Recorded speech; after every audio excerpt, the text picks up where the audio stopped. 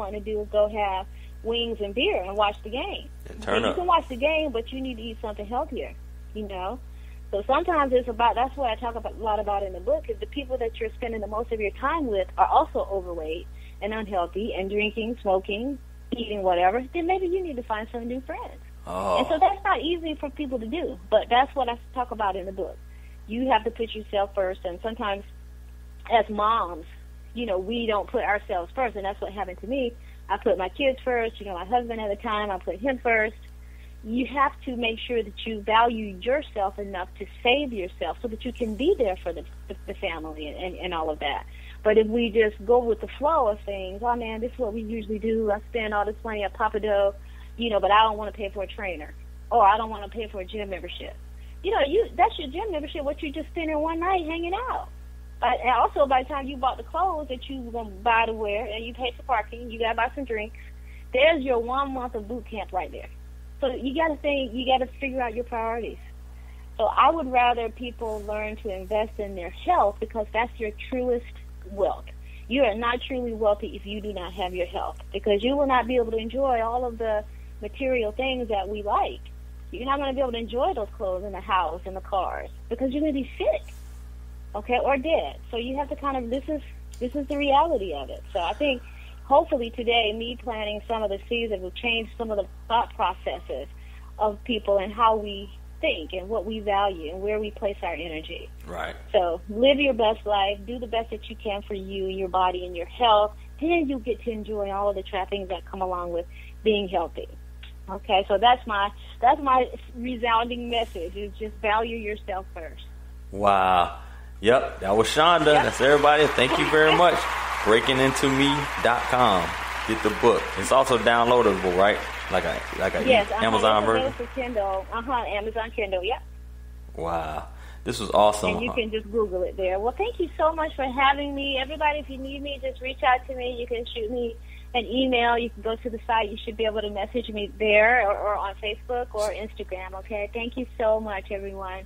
Yep. All right. Thank you. I'm going to let you have your day. I think you got a client coming in. I'll let you go ahead and... Yeah. So I've got to fight some fat in a few minutes. So thanks again, Keesey, for having me. Thank you. It's been a pleasure. Oh, okay. All righty. Bye-bye. Take care. Yes. So that was Chaunda Walls. Woo, that, man, she broke it down. I try to tell people about that tilapia, man. That tilapia is no joke, not at all. Hey, Arlen, AC, you know he's my resident guy here. Give me a call, man. I'm gonna have him call in here and rap with us as well. Put the final on this thing, man. What's good, man? Chief, the number one Chief rocker Jersey Vern has made it in. What's good with you, Chief? He has several shows, a couple of recaps, Monday, Wednesday, around 3 o'clock in the afternoon. But Chief, Chief is the hardest worker on the X Squad. He does it big, man. He's got a couple of things that, he's got his hands into. But, yeah, Chief is half of Eat, Sleep, Grind, and Repeat. Half of the bottom to the top, plus his shows. Very integral part of the X Squad. AC, Arlen, give me a call, man. You ever trying to run, man? Don't run, man. Don't get shot, brother. Don't get shot. But this is my own personal connect. There you go. Hello. What's up, man? What's good, man? AC up here in the building. What's good with you? I can't call it. What's going on, man? I'm at the store putting some of this stuff back, man. You said she got you putting stuff back? Yeah. Bro, you done knocked off over 100-something pounds, man. How you gonna put stuff back, man? You a good testament. I know, but man, it's starting to fluctuate up and down now, so that's why I'm trying to get back on track and stuff. So, man, what's your track? Get on track, man. You gained what, 2 more pounds? Man, I gained like an extra 7. A 7. So you now what? 107? No, I'm about. I was 207, so I'm like 214. Do you have any coupons? Oh man, hey, you really in line too. I need to do that thing. She said, Mrs. My belly button said I must belly button. Right, bro. So the misconception, people say they try to enter and eat a lot of fish in their diet and stuff like that. But yeah, she broke it down on the tilapia, man. For real, we as a people, I mean, we getting this tilapia interjected in our lives, man. That's a straight man-made fish. And the same thing with the farm salmon, so you got to have wild-caught salmon. You're not doing anything. There's nothing. There's no nutritional value in either one of these fish. Zero nutritional value in it. So that nothing. You might well eat your candy bar. You might as well, right?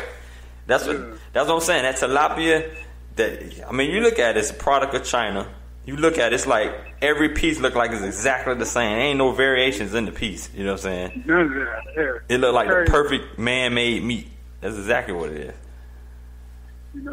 The wild caught gonna cost you something, but it's worth it, though. You know what I'm saying? Yeah. And there ain't no such thing as wild caught tilapia. You can't find that. There's wild caught salmon. I'm talking about wild caught fish gonna cost. Yeah. Wild caught fish gonna cost. Mm-hmm. So let me ask you this now, because like I said, yours is a little bit different from her. Yours, I can relate to, as see she's got all that stuff all worked out, and you know what I'm saying. Hers is the perfect plateau of plan. Yours is a homeboy. You know what I'm saying. I can kind of relate to what you did, because like she said, you have to take things out moderately. Not necessarily all at one time, but all at once, right. A little bit at a time. So that's one thing that she had said that definitely sticks out to me. But like I said, you knocked off a substantial amount of weight, and I always wonder how it's tough, like on a weekend, like right now. You know what I'm saying? It ain't nothing to eat when you're out in the street except for fast food. And you said it depends on what you eat when you're out there. Yeah. Depending on, like she was saying, depending on where you're gonna stop and eat at, what restaurants and stuff that's gonna benefit you the most. But a lot of times you have to prep yourself for that stuff, man. Which I kind of fell off, because normally we used to go out. We have an apple in the car, banana in the car, nuts, stuff like that. So when you get hungry, you can eat that whole Joe, which is something to eat at the house, something you cook, something you prepare, and all that. So you, on a weekend, you roll around with your own snack bag. You might have some apples or some nuts or something. Exactly. Wow. That's impressive, man. But I mean, that's something you got to do, though, right? Yeah, you got to do it, to make that change, you know what I'm saying? So it's a lifestyle change, like she said. A lot of stuff she said was great information. She broke, like you said, she broke it down, but she made it all that stuff. Hey, man, I can't hear you, man. You over there tripping. What you doing? Moving some furniture? Yeah. Was she majoring in biology or something? Yeah, she majored in biology, correct. Yeah, so she got the lot of the chemical stuff that affects your body and all of that stuff, man. She broke it down. So she got the backing, the formal education behind it, and what makes sense as far as the reaction and the enzymes in your body, that type of stuff. So that's the good thing, man, is that she breaks it down on all levels. And she say here in Atlanta, we got an issue because we want to turn up every night. Yeah, the lifestyle in California, folks, like you said, more focused on health. They're more health conscious than coming down south. Yeah, and you are from Mississippi, so I can imagine that even there, that it's less, emphasis on that lifestyle. You know what I'm saying? And not to say that there ain't no healthy people in Mississippi. I ain't trying to say that for y'all people listening from that area. It's more about going to work, relaxing, and eating good. Eating good. Yeah. Sunday dinner almost every day. You know what I'm saying? Macaroni and cheese, dressing. All that. You eat that every day. That's definitely gonna take a toll on. And the scary part is like I said, she did a whole hour Facebook Live on her page about belly fat. I saw that, man. And it's the precursor to everything, man. Diabetes, cancers, all kind of sicknesses in your body. I mean, it's just like we gotta get rid of the stuff, man. We gotta start a journey to be healthy. And me and a lot of the people that are listening here are in their 40s. You know what I mean? We got a couple of people in their high 30s, but I mean, it's important. You said that belly fat is pushing through your organs and kind of squeezing them out so they can't function correctly. So I definitely have to measure to see, because I think that's the last thing to go anyway when you lose weight is the midsection. Wow. How do you get that stuff off, man?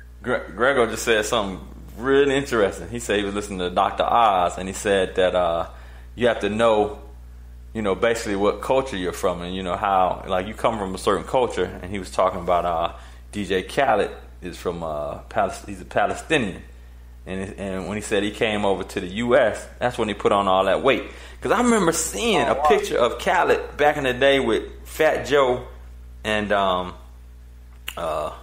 what's my man that died? Crush a lot. Big Pun. It was Fat Joe, Big Pun, Khaled. Pun was small, Khaled was small, Joe was small. You know what I mean? The picture was way back in the day, but it was like, all them big boys now. American food would do it to you, baby. Yeah, man. Oh man, a lot to ingest, man. A lot to intake. Like this church we going, they got a tailgate. We probably go to. They got to see what they have. You know what I'm saying? They gonna probably have some food and stuff like that, but it's hard when you go to places like that because they got hot dogs and stuff. Yeah, because you ain't gonna want, like my wife just said, she ain't gonna want to eat no fruit. They got fried fish and all that stuff. But if we go tomorrow, we really gonna have to work out and eat clean. So like I said, she might Claudia might not approve it, but sometimes you can do that, but you have to always get back on track. Huh? Well, yeah, you might miss that part. She said 80%, 80-20%. You know what I mean? So if you find yourself eating that bad 20% that day, then the rest of the week, the 80%, you got to eat clean. Right. Yeah. So and exercise a lot. Yeah, Sunday and the rest of the week you have to eat clean and stuff like that. So that's what we probably go to once we get to the house and get settled and stuff. Right. We went to the gym this morning. I'm telling you, man, this stuff affects me. We went to the gym last night about, what time was it? 9:30. I like, man, Wait a minute. You went to the gym last night before you went to bed, and then you woke up this morning and went back to the gym? Yeah. Wow. Went back to the gym. I'm telling you, man, when I feel like I'm getting too much over that danger zone, man, I got you got to get it. It freaks me out a little bit. You don't want to be back at the 300. No, sir, not at all, man. Man, Fat Cole was fun, man. See, you sound like my home. He want Fat Cole to come back too. Man. Fat Cole was fun, man. He said he don't like Skinny Cole. He said he don't like Skinny Cole. He said Skinny Cole up in it, man. Skinny Cole when he eats smoothies and shit. Yeah, don't want to drink beer all the time. Right. Because, when I started, I cut beer out and alcohol out, period, all that out. Totally, I just cut all that out. And now, if I drink a beer, one beer got me buzzed, man. I thought that was it. So, I cut all that out, man. And there's so much sugar and alcohol and stuff, man. It's ridiculous. Right. I mean, there's a lot of shit in alcohol, man. I would be drinking sugar water.